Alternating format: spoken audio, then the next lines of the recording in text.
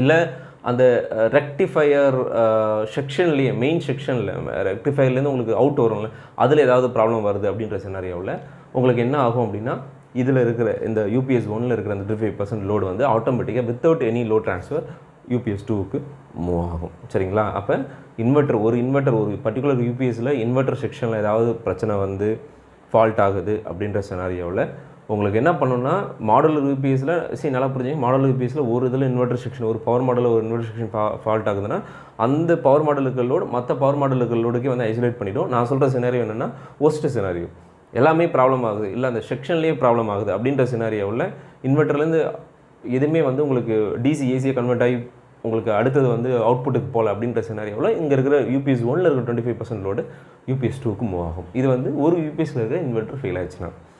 second, 2 செக்ஷனில் இருக்கிற இன்வெர்ட்டருமே வந்து உங்களுக்கு ஃபெயில் ஆச்சு அப்படின்னா என்ன நடக்கும் அப்படின்னா,